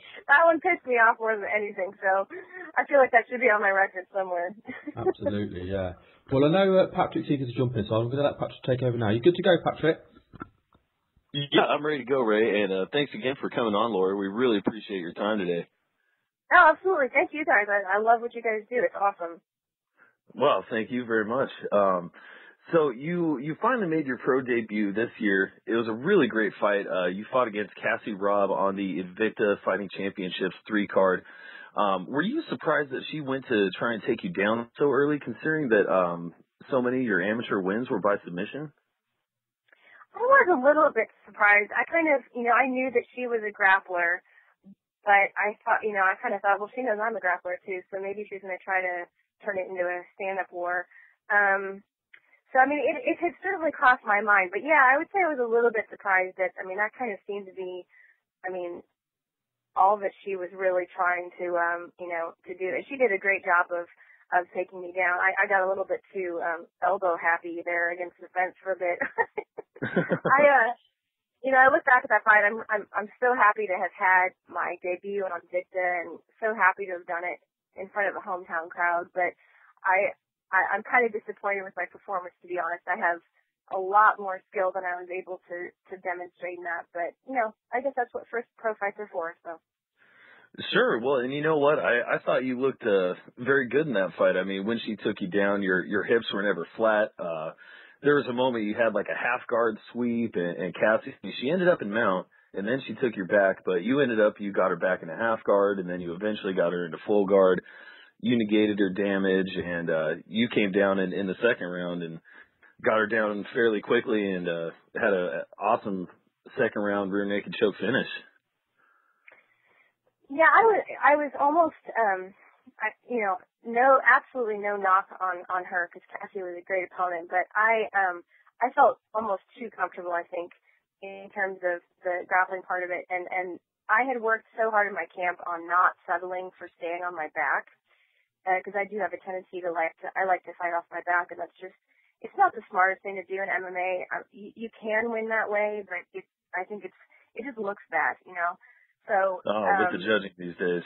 yeah. So every time she took me down, instead of being offensive, I just kept thinking about sweeping or getting back up. So, I was a little irritated with myself for not capitalizing on a few opportunities, but, like I said, it's always a good learning, and I'm glad when things go past one round, because I think that you learn so much about yourself between rounds, and like being able to come out and have a very different type of fight versus what happened in the first round. I think that there's a lot of growth that happens from round to round.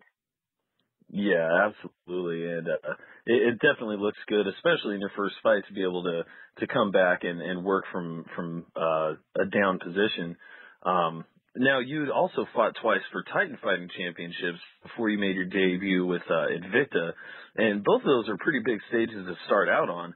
How did it feel to start your career in such a successful fashion and in such a high-profile manner? It was, I really can't. Well, first of all, it feels awesome, and I can't even take credit for so much of that. I feel like I've been fortunate in the way that I've been able to get involved with some really good promotions. Now, granted, I'll take credit for a little bit of it because I work incredibly hard at, I always make weight and I stay very professional. And so I think the promotions noticed early on that I was going to put on a good fight and, do my best to be a good business person and sell tickets and do whatever I could do to help make the promotion successful. So, I think being smart about it helped, but certainly, I was definitely blessed in terms of like Invicta being here is a great opportunity for me to be able to fight in front of my hometown crowd. So. Yeah, that's an amazing opportunity, and you certainly made the most of it in all respects. Now, as a female fighter, do you prefer having a female referee or a male referee, or does it even matter? I don't think it really matters too much. That's an interesting question. That is one question I've never been asked before. So good on you. I don't think I really have a preference. The only time, I don't think that this would ever happen at the level I'm at now, but I think in some of the local shows, sometimes I do think that there's a sense that like male referees don't like to see girls getting hit. So they have a tendency of like stopping fights a little bit sooner than they would if it was two guys and one of the guys was in danger.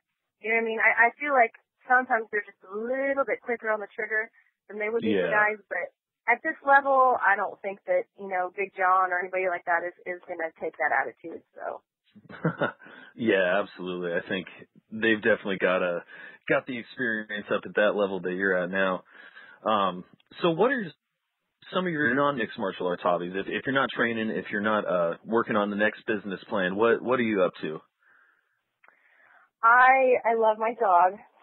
She's laying on me right now. She's a 80-pound blanket. I love spending time with my dog, and I have a horse. Unfortunately, my horse doesn't live super close to me. We have a ranch where we've got about 2,000 head of cattle, so the horse lives down there. So I enjoy going down there and doing that. I don't know. I love spending time with my husband and with my friends, and I love cooking. I would say that probably cooking and baking is my biggest hobby, but it's a hobby I have to pretty much give up as soon as I get into a fight camp because I really like sweets more than anything else. Hey, I'm right there with you. Now, why don't you tell us a little bit about Grassy Pants Beef? Yeah, so Grassy Pants Beef is kind of my latest venture. It was a kind of a natural thing that grew out of, like I just mentioned, my husband and I have a ranch about an hour and a half south of where we live in Kansas City, and where we raise Angus cattle. And we had always kept a few cattle back for just our personal use, and then we would, give some as gifts to friends and family and stuff. And more and more people started asking me about it. They wanted to buy beef from me, so I kind of just turned it into a little business and put some effort into it. And now we're selling into some of the restaurants here in Kansas City, and it's kind of fun to be able to go to a fancy restaurant and order something off the menu that you raised yourself. That's pretty cool. Oh yeah, that's awesome. Now, before we let you go, one last question. When are you looking to get back in the cage? I really, I can't announce anything. I don't have anything officially yet, but I'm really hoping for the July Invicta. I still have several fights under contract with them, and I think that will be the logical next time frame. So I'm happy to take a little bit of time off from my last fight. It's hard for me to maintain the frenetic pace of a fight camp and still pay attention to my business and my husband and stuff. So I kind of like having a little bit of time off in between, but I'm getting antsy already to get back in there. So July will be a good time. That's awesome. Well, we're certainly looking forward to seeing you step back in the cage for Invicta Fighting Championships. And thanks again for coming on MMA Mental today, Laura. And feel free to shout out any sponsors and let the fans know how they can follow you on Facebook and Twitter. Yeah, absolutely. I appreciate you giving me a chance to do so. Well, I'll definitely. My main sponsor is Century 21 All Pro, and they're an awesome real estate agency here in Kansas City. No Limit Wheels. Definitely check them out at NoLimitWheels.com. They make aftermarket wheels for ATVs, UTVs, and golf carts, and they sell internationally. So I don't know if you guys have any listeners in the UK, but you can definitely order them overseas as well. And then, I would love for people to give me a follow at Laura_Sanko on Twitter. So hit me up and ask me any questions you didn't get a chance to. All right, awesome. Well, thank you so much for your time again, Laura, and we're wishing you the best of luck going forward. Thank you so much. We'll talk to you guys later. Thanks, Laura. Bye. Bye. We are now joined by Kim Couture. First of all, I want to say a big thank you for joining us today, Kim. You're welcome. Thanks for having me. No problem. Right, I know obviously you've fought amateur and pro. I just wanted to find out what made you want to get into mixed martial arts. What made you? I know you started training, but what made you make the transition from training to wanting to fight? Well, I think I got the desire. I went over with Randy to South Africa when he was shooting that movie, The Scorpion King. And while he was shooting 14 hours a day, I had nothing better to do than go and train. And I found a good Muay Thai gym out there and just trained Muay Thai all day and had one of the best coaches from South Africa working with me, and he's like, I really think you could do this. If you wanted to fight, you have what it takes. And then when I got back home at Extreme Couture, Gina Carano had come and joined the gym, and me and her became really close friends and started training together. And she was like, we just need more girls. We need more girls out there. We need to push this sport along. And I was the only female training partner she had at Extreme Couture. She was always the only girl in the pro practice with all the guys. So I was just another body for her to work with. She just inspired me and motivated me. And, once you get the bug in this sport, you can't help it. You talked there about Gina. I think it's fair to say Gina was one of the standouts and one of the first females to really, to start to take the sport forward. What was it like to work with Gina and watch her progression as she took women's MMA forward? Oh, she's just a great person. She's so much fun, and she's very naturally talented, and had a long history and background in Muay Thai, which happens to be my favorite as well. I still work with her original coach to this day, and it's just fun to be around her. She made it fun. So, luckily she's been able to, transfer into movies and parlay her career into bigger things and more money. And she's living in LA now and seems to be doing well. I haven't talked to her in a while. Also, I noticed that you fought amateur before you fought pro. How many amateur fights did you have? One. And what made you? I know you won that amateur fight. You beat Jessica Cruz. What made you want to go from amateur to professional? I just decided that it wasn't worth getting punched in the face for free. And with the last name, a lot of people were trying to make money off of it. And I figured if everybody else is going to make money off of it, I'd at least get paid for taking on any damage, physically. And I would have liked to go into an amateur fight without anybody knowing who I am. But because of who I was married to, there was no secrets. So I wasn't really getting, a fair shake at the amateur career. It was a lot of undesired attention, I guess you could say, and a lot of pressure going into just an amateur fight. So kind of just jumped in the deep end. Did you feel any added pressure when you went in the deep end with obviously your surname? Did people put more on you because of your surname? Yeah, of course. I mean, it didn't bother me, but it was definitely there. I mean, there was, television coverage from my first smoker fight. At the gym, I said, I just want to put headgear on and, get in there and really go at it, for 3 rounds and just see if I have what it takes. And it got put on national television. So, yeah, there's a little bit of pressure there. I never really got to come up quietly and learn as I grew like everybody else does. I would have much rather preferred that, and I didn't have a background in martial arts, so I was literally learning from scratch, and would have been nice to quietly learn like everybody else does. Do you think because of your name then you got rushed along into maybe bigger fights and bigger promotions a little bit too soon?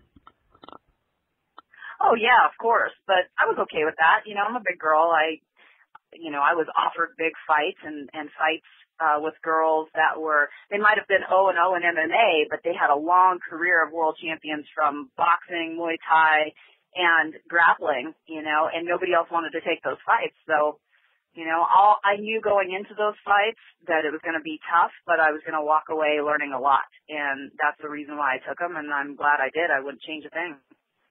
I just want to reflect on some of the promotions that you worked with, because you did work with some really big promotions in North America.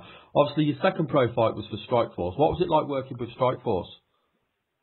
Oh, they were great. They were great. I fought in San Jose as 14,000 people, and what a rush, and the promotion is great. They're very organized and treated everybody good, and, that was one of my highlights that I remember is just walking out to that many people. It's such a rush.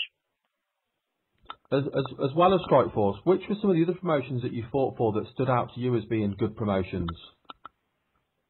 I fought for, XFC in Tampa. I fought for Ring of Combat in Atlantic City at the Taj Mahal. Trying to think. I fought in Calgary, and that was for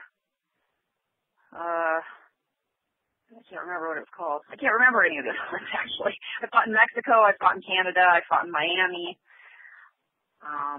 Some of the promotions I can't remember the names of. I noticed as well, obviously, your last fight was a year ago. Have you finished fighting now? Are you concentrating on other things, or would you like to get in and do it again? No, I planned on fighting in October, and then doing jiu-jitsu back in August. I got hurt during training and tore everything in my left knee. And I mean everything, every ligament in there. And so, plus completely tore my ACL. So I went through ACL replacement, and I was out. I was bedridden for about 8 weeks. And then it's been a long road of rehabilitation, and I'm up and training again. And, I probably won't jump right back into MMA because I need to take some ring rust off and really test this leg out and trying to get rid of the atrophy that was in my quad from laying around for so long. So I'll probably take a Muay Thai fight. I just got asked yesterday to fight in Thailand, and that's something that's been on my bucket list. It would be a dream come true. So I'm looking into that a little more specifically and hoping to sign a 3-fight deal that won't affect anything in the U.S. if I decide to take an MMA fight. They have no problems as long as they're not, within 30 days of each other. But I love Muay Thai. That's really my first passion, and if this opportunity comes through, I'd be tickled to go to Thailand and train amongst the best. I'll go in early and get to train with some of the trainers over there and do about 10 days of promotions and then get to fight. Well, I'm glad to hear that you're healing up. Now, I know Patrick's eager to jump in. Are you good to go, Patrick? Yeah, I'm good to go, Ray. And Kim, thanks again for your time. We really appreciate you coming on with us today. Yeah, no problem. Thanks for having me. Absolutely.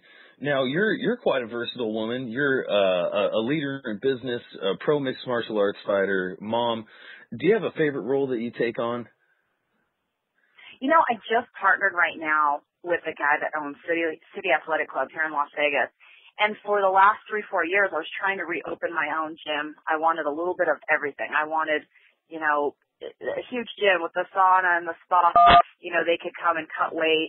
Obviously the MMA component, and then a really high-end conditioning component to it. And I partnered with Jay Jung. He owns this gym, and it's very, very high-end. In fact, when I walked in there, he was interested in having me teach 1 class a week, and I had no idea what to expect. And I walked in there and just blew my mind. Like, I never want to leave this place. So now we partnered. I'm moving my weight loss clinic inside there. I'm heading up the MMA program there, and I'm bringing on some of the top coaches that I can find. We're reorganizing the room right now, and I'm doing a lot of marketing and advertising for them. We just shot some radio commercials. I like to be in a position where I can do a little bit of everything. Every day it's a new adventure, and I'm going to reopen my fighter management company. I used to have 14 UFC guys back in the day when I was married, and that was a good highlight of the past two. I had Gray Maynard and Tyson Griffin and a lot of those guys over there, and Gina, so it was fun. I haven't done it since I got divorced, so I'm thinking about doing that again, especially now with Invicta. A lot of girls coming to me for advice and help, and I'd love to be the one to get them on the right track and kickstart their career and help them get noticed and brand them. So I'm in a position now where I can do all of those things, grow my own business, which is my weight loss clinic. I do biofeedback scans. I'm really, really into health and nutrition, health and wellness, and a lot of anti-aging, all that good stuff. So it's bringing everything under one roof. I couldn't be happier. Yeah, that's awesome. It definitely sounds like you have a lot on your plate as per usual. So were you focusing a little bit more on your business side when you were rehabbing your ACL and all your other injuries? Were you taking that time to focus on business since perhaps you couldn't train as much as you would when you were healthy? Yeah, I couldn't train at all. I mean, this was bad. I've been hurt a lot. I've had a million surgeries, and this one I thought was going to kill me. I've never experienced so much pain in my entire life, and to the point where they thought they were going to have to go in and do surgery again because, they drilled through my tibia and they put some screws in there, and my patella tendon was pulled off track, and things just weren't healing as quickly as they were supposed to, and doctors were really worried. And I just stepped up my physical therapy quite a bit, and it actually helped. I had to go for a lot of sports massages and stuff, and it got better, thank God. But for 8 weeks, I couldn't even get out of bed. It was excruciating. And, I didn't really even focus on business at that time. This was kind of a hard time to go through. It was pretty depressing, not being able to move, and the longest time in my life where I couldn't train. And then now, I was looking, when I met Jay, or right before I met Jay, I was looking for a bigger location to move my weight loss clinic because I had a small gym in the back. I was doing a lot of fighters nutrition, helping them cut weight. It's small, and it was too small to do a lot of stuff, but I could hold pads and do one-on-ones back there. So I was like, well, I'd like to get 3,000 or 5,000 square feet now. So I was looking around, and then this opportunity landed in my lap, and it was the perfect fit. So now I'm hoping to build a team and let fighters know that I'm there. I can help them with their diet. I can help them with their weight cut. And it's a huge facility. The MMA side of this gym, it's a regular, the same size as a 24-hour fitness. It's 50,000 square feet. We got the pool, sauna, hot tub. We've got CrossFit in there. We have dance, Pilates, spin. It's a regular working gym. And then he took all the basketball courts, and it was regulation, like NBA size court. He took that all out and made that the MMA room. Oh, that's awesome. That definitely sounds like my room.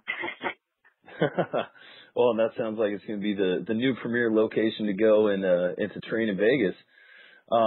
And now I'd seen you tweet out earlier today about the Tough Enough event that's going to be going on at the South Point Hotel. I believe that's today. My wife and I actually got married at the South Point Hotel. We love that location, and I know that they host the Tough Enough shows there quite often. Are you going to be there in attendance this evening? Yeah, I go to every show. I love those guys. So many of my friends started out on Tough Enough, and now they're, look at Ronda Rousey. She started out in Tough Enough. Everybody kind of got their start there. Randy's son, Ryan. And I just love to go and watch the new talent. I'm a huge fan of the sport, so I go there to support everybody. And, you never know what's going to come out of those fights. These guys, like Ronda, they just skyrocket. And Ryan's doing pretty well himself now. He's going to be making his debut in the UFC now after Strikeforce. So it's always good to go out there and show your support and see what names are coming up. And you can see when you're there who has talent, and you want to keep your eye on those guys. Yeah, that's for sure. Whenever you're attending the local events, there's always, you can see some of them just maybe wanted a little bit more. Now, being a mother of two, does that add an emotional weight to victory or defeat inside the cage? No, being a mother, no, not at all. My son has been critical in my healing process here. He went this morning to the gym. He's a swimmer. He has no interest in the sport, but he is a swimmer, and he's been putting me through swim workouts to help with my knee. And it's been great. Swimming's not my forte at all, and he's so good. And so to have something that's a bonding moment like that where he's actually coaching me, it's really nice. My daughter, she lives in Colorado with her dad, and she likes the sport but can't watch it live. She only wants to watch if she knows I want. Oh, sure. So were you pretty open when you first got into your MMA career? Were you open about that with your kids? Oh, yeah. I mean, they know I'm crazy. I came from the rodeo background, and I've done every sport on the planet, So they knew that that's me, In the rodeo world, most of the girls in rodeo barrel race. I did that too, but I was a team roper. I did the hardest thing, next to bull riding. You don't see too many girls out there team roping and healing, and that was my sport. And I've been doing that since I could walk. So I kind of like, stuff that's on the edge and an adrenaline rush. And my son will support me whatever I decided to do. He could care less about the sport until it comes to fight time, and then he's there and he's nervous and he's rubbing my shoulders and patting my back, and he just he comes alive the day of the fight, I'll tell you. Oh, that's fantastic. Now, you've always been a big advocate of women's mixed martial arts. Were you surprised that the UFC just recently added their women's division? No, I wasn't surprised. I knew it was a matter of time. I think the numbers of women out there doing it, the talent, I think Invicta having their own promotion with all these women definitely helped. And then Ronda really caught Dana's eye. She's such a mega superstar. She's been doing this stuff since she was like 6.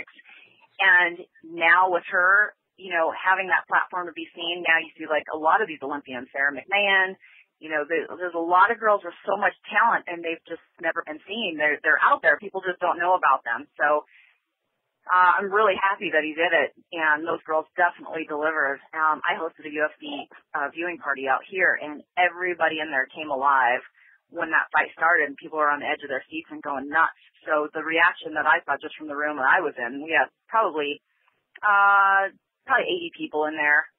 It was great energy, and I was just happy those girls really delivered, and I know Dana was too. Yeah, I think all the fans were certainly pleased with that fight. It was a really good validating moment for women's mixed martial arts, and with that, and like you mentioned, with what Invicta Fighting Championships is doing, hopefully we'll continue to see the women's side of mixed martial arts continue to grow. Now, before we let you go, we really appreciate you coming on and talking with us, Kim. Just feel free to take a moment to shout out any sponsors you have or any business projects you're working on, and please let the fans know how they can follow you on Twitter and Facebook. Yeah, well, I got to start a new Facebook. I've been off the grid and social media for a while. I'm starting to get back into it. My Twitter is Kimmy Couture. And anybody that's in Vegas, come check out, and you can look up the website, cityathletic.club.com. Look at the pictures. This place is really high-end, super awesome. Come do some training, all of the classes besides MMA, but definitely check out the MMA room. If you're in town for a fight and you need some place to cut weight or just warm up, we're welcoming everybody to stop by. We're giving, free day passes. Let them come in, cut weight for free. Just come check it out. Awesome. Well, thanks again for your time, Kim. We really appreciate it, and good luck healing up, and we look forward to talking to you soon and hopefully seeing you back in that cage. Me too. Thank you guys so much. Thanks, Kim. Okay, take care. Bye. Bye-bye. Okay, well, I hope you enjoyed those interviews. We'll, as always, we'll be back again next week. I'm in the process of lining interviews up for next week. We never know who we're going to have on from week to week, but I'm always trying to get the best interviews that I can. I've contacted Bellator this week, and they've agreed to an interview with Bjorn Rebney, which is the Bellator president. Hopefully that will go ahead on Monday. I'm waiting for confirmation for that. So if that goes ahead, that will be a really big interview. That will be definitely worth tuning in for. And I've also lined up one of the hottest prospects on the UK scene at the moment, James Mulleran. He's recently won a title at Made for the Cage, heavyweight title. He took on an ultra tough Paul Taylor and won, so we're due to speak to him next week, so he'll be on next week's show. And at the moment, I don't know who else will be on, but there will be some more people on. I always try and get more people. So thank you for listening.